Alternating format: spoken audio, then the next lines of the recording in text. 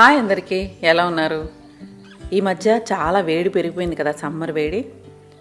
అందుకే నేను నా రోజును ఎలా మేనేజ్ చేసుకుంటున్నాను, ఎలా ప్రొడక్టివ్గా ఉండడానికి ట్రై చేస్తున్నాను అన్నది మీతో షేర్ చేయాలనిపించింది.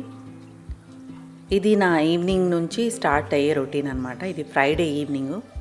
సమ్మర్స్లో ఉదయం కంటే సాయంత్రం నుంచి ప్లానింగ్ అన్నది స్టార్ట్ చేసుకుంటే కనుక నెక్స్ట్ డేకి మనం చాలా స్మూత్గా డే అంతా కూడా కొనసాగుతుంది, చాలా ప్రొడక్టివ్గా ఉంటుంది. సాయంత్రం అయ్యేసరికి ముందు నేను నా గార్డెన్ దగ్గర కొంత టైం స్పెండ్ చేస్తూ ఉంటాను. అసలు మధ్యాహ్నం టైంలో విండోల నుంచి చూస్తుంటే చూడండి ఎంత ఎండగా ఉందో. బాగా చాలా ఎక్కువ వేడిగా ఉందన్నమాట. రోజంతా కూడా ఇలా వేడిగా ఉన్న వాతావరణంలో మనం ఎక్కువ పని చేయలేం కాబట్టి సాయంత్రం టైంలో అంటే రేపటికి మనం ముందు రోజు నుంచే ప్లానింగ్ చేసుకుని మన నెక్స్ట్ డేని స్మూత్గా ప్రొడక్టివ్గా ప్లాన్ చేసుకోవచ్చు. మామిడి చెట్టుకి చాలా పూతే పూసింది కానీ ఎక్కువ కాయ రాలేదనమాట. కొంచెం తక్కువగానే కనిపిస్తున్నాయి. దగ్గర దగ్గర 10-15 కాయలు ఉంటాయేమో అంతే. ఎక్కువగా అయితే రాలేదు. నేను ఎక్స్పెక్ట్ చేసింది పూత ఎక్కువ వస్తుందేమో అని. ఈసారి కొంచెం వర్షం కూడా పడింది కదా పూత ఉన్న టైంలో, అదంతా రాలిపోయిందనమాట.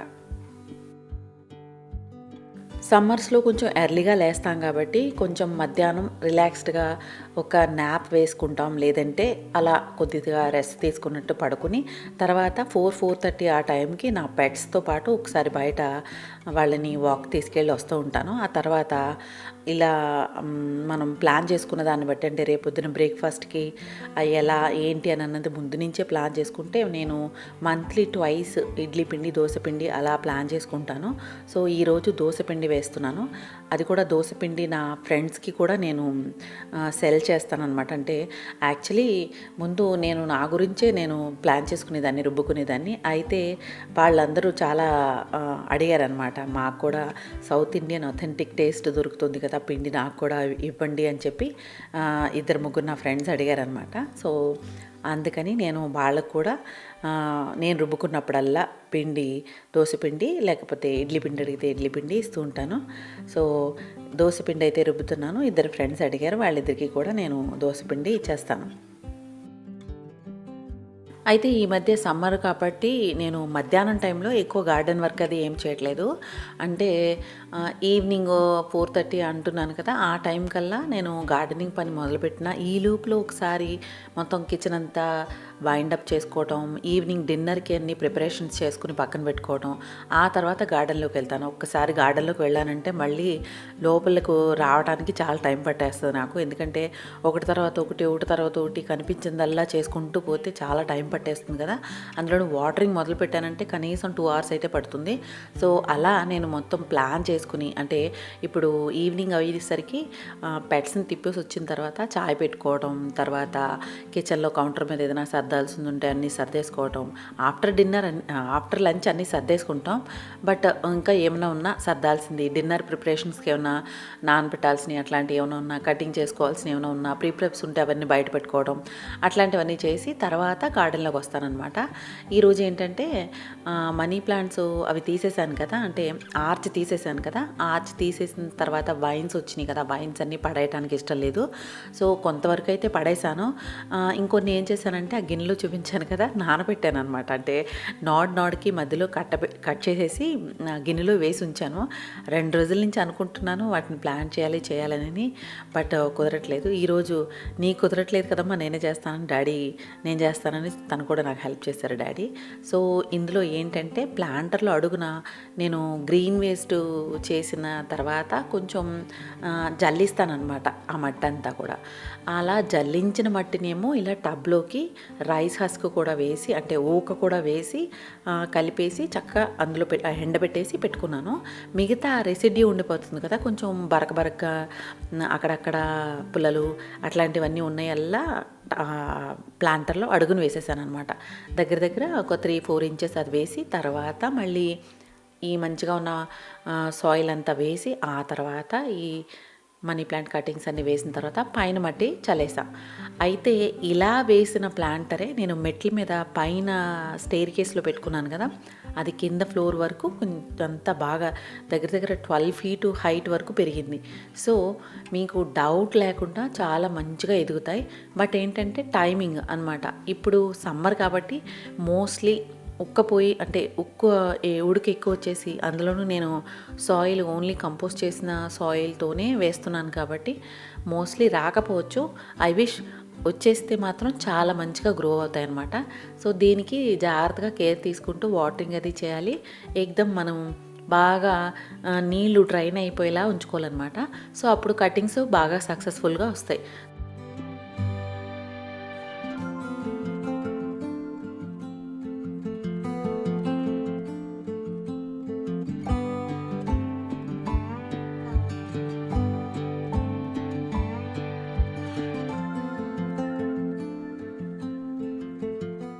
సమ్మర్లో ఎప్పుడు వాటరింగ్ ప్లాంట్స్కి ఎప్పుడు కూడా ఈవినింగ్ టైంలో చేస్తే బెస్ట్ టైం అనమాట. ఎందుకంటే వాటికి కొంచెం నీరు తీసుకున్న తర్వాత ఆ చల్లదనాన్ని అలా రిటైన్ చేసుకుని చల్లగా ఫీల్ అవుతాయి అన్నమాట. సో ఈవినింగ్ టైమ్స్లోనే ఇవ్వాలి. ఒకవేళ మనం ఎక్కడైనా చిన్న ప్లాంటర్స్లో వాటిలోని ఇవ్వలేదు, మనం ఉండిపోయింది, వాటికి ఎండిపోతున్నాయి అని అంటే మార్నింగ్ టైంలో కూడా ఇవ్వచ్చు. అంటే బిఫోర్ 10 లోపలనే ఇవ్వాలి. తర్వాత ఒకవేళ నీళ్ళు ఇచ్చినా కానీ ఆల్రెడీ మనం నీళ్ళు ఇస్తాం, పైనుంచి ఎండ తగులుతూ ఉంటుంది. దానివల్ల ఏంటంటే బాగా ఉడికిపోయినట్టు అయిపోతూ ఉంటాయి అన్నమాట. ట్యాంకులో నీళ్ళు కూడా వేడిగా అయిపోతూ ఉంటాయి, పైప్లో వచ్చే నీళ్ళు కూడా వేడిగా ఉంటాయి కదా. సో అలా అనమాట. సో ఈవినింగ్ టైంలో బెస్ట్ టైం. తర్వాత ఈవినింగ్ కాబట్టి సాయంత్రం బయట అంతా కూడా క్లీన్ చేసేస్తూ ఉంటాను. సో బయట ఈరోజు వాకిలంతా తుడిచేసి శుభ్రంగా ముగ్గు పెడదామనేసి ముగ్గు పెడుతున్నాను అనమాట. సాయంత్రం అంటేనే నాకు గార్డెన్ టైం అనమాట. చెప్తున్నాను కదా, అసలు ఇంకా గార్డెన్లో ఒక్కసారి వెళ్ళాను అంటే ఇంకా మళ్ళీ బయటకు రావడానికి టైం పడుతుంది. సో ఈవినింగ్ టైం అంటే పెద్ద పనులేం కాదు. ఎవ్రీ ఈవినింగ్ ఒకసారి చెక్ చేసుకుంటాను. మార్నింగ్ టైంలో చెక్ చేసుకుంటాను. చిన్న చిన్న పనులే, మొక్కలకు నీళ్ళు పోయటం. అంటే నేను ప్లాంటర్స్ అలా వేరే వేరే టైప్ ఆఫ్ చిన్న చిన్న సక్యులెంట్స్ అవన్నీ కూడా పెట్టుకుంటాను కదా. పొద్దునుంచి సాయంత్రం వరకు కూడా ఎండిపోయి ఉన్న మొక్కలన్నిటికీ కూడా నీళ్లు పోయాలంటే కనుక పొద్దున సాయంత్రం కూడా చెక్ చేసుకోవాల్సి ఉంటుంది చిన్న ప్లాంటర్స్లో వాటికి. సో అలా నీళ్ళు పోయటం, ఏదైనా చెదారం లాంటిది ఏదైనా ఉంటే కనుక తుడిచేయటం, ఇవన్నీ రెగ్యులర్ పనులు. అవన్నీ పనులే, కానీ నాకు యాక్చువల్లీ చెప్పాలంటే అది ఒక రిలాక్సేషన్ అనమాట. రోజంతా బిజీగా ఉంటాం. తర్వాత ఈ చిన్న టైము నాకు మైండ్ని చాలా రిఫ్రెష్ చేసేస్తుంది అనమాట.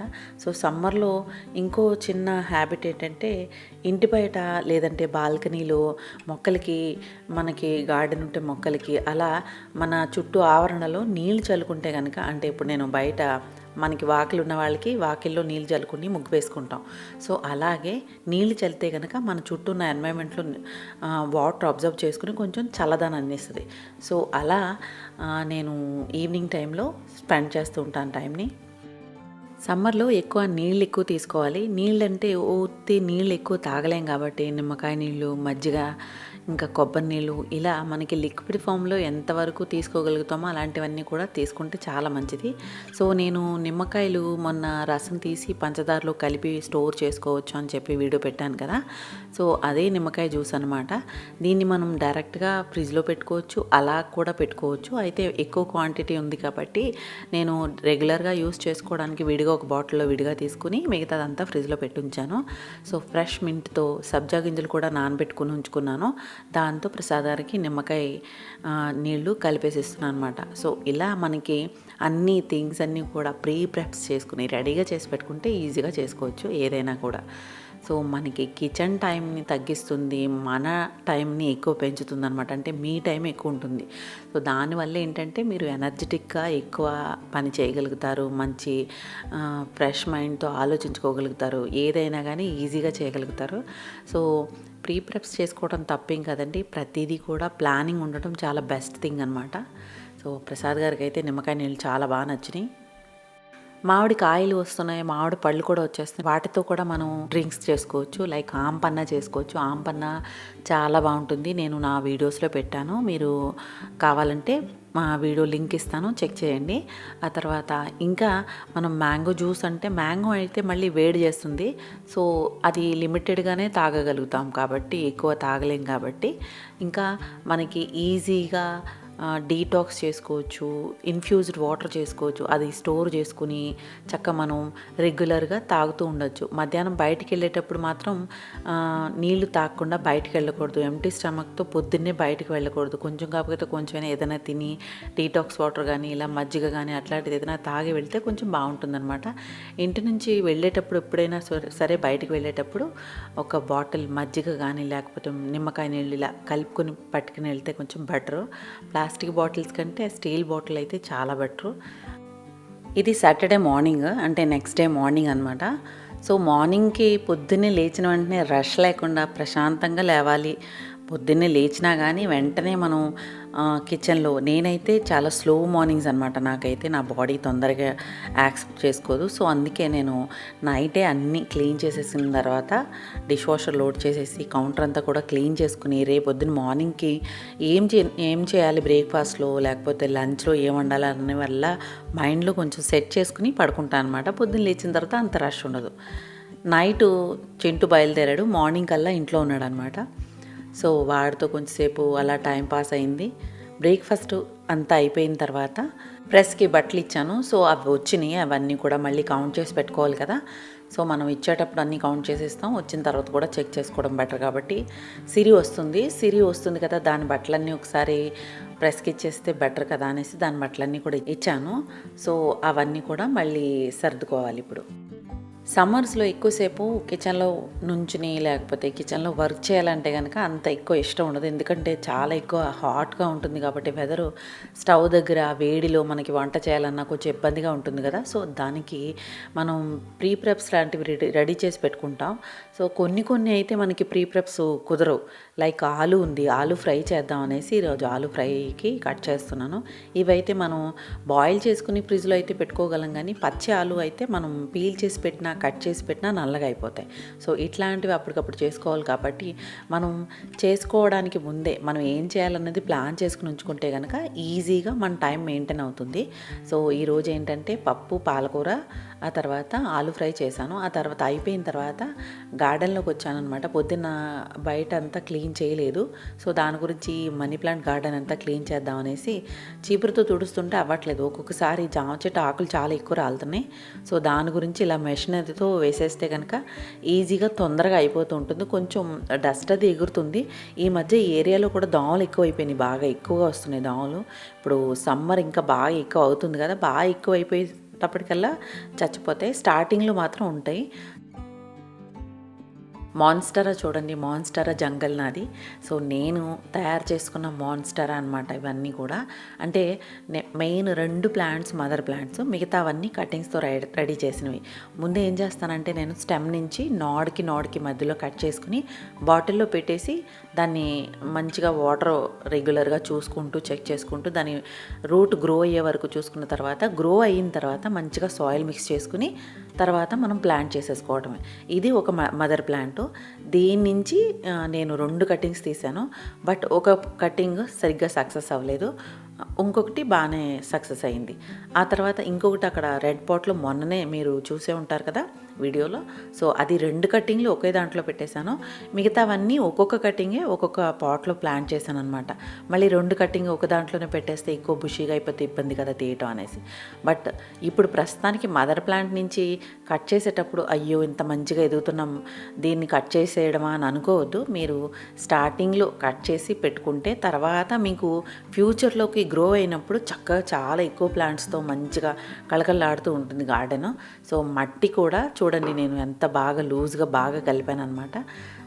ఇది కూడా ఇంట్లో రెడీ చేసిన సాయిల్, అంటే మనకి వెజిటబుల్ గార్డెన్ నుంచి వెజిటబుల్ కంపోస్ట్ బిన్ నుంచి తీసిన మట్టి, ఇంకా మన రెగ్యులర్గా జనరల్గా దొరికే సాయిల్ మిక్స్ చేసి వర్మి కంపోస్టు, మధ్య మధ్యలో డిఏపి ఇట్లాంటివన్నీ ఉంటూనే ఉంటాయి కదా. సో లిక్విడ్ ఫెర్టిలైజర్ కూడా ఇస్తూ ఉంటాను. సో ఇలా నేనైతే గార్డెన్ అయితే గ్రో చేస్తున్నాను. సమ్మర్లో లిక్విడ్ ఫెర్టిలైజర్స్ అయితే బాగా పనిచేస్తాయి. మాన్స్టర్ అయితే చాలా బాగా గ్రో అవుతుంది. సో ఇదండి ఈరోజు నా వీడియో. మీ అందరికీ నచ్చినట్లయితే కనుక తప్పకుండా లైక్ చేయండి. మళ్ళీ మంచి వీడియోతో మళ్ళీ కలుద్దాం. Okay for now, thank you, bye.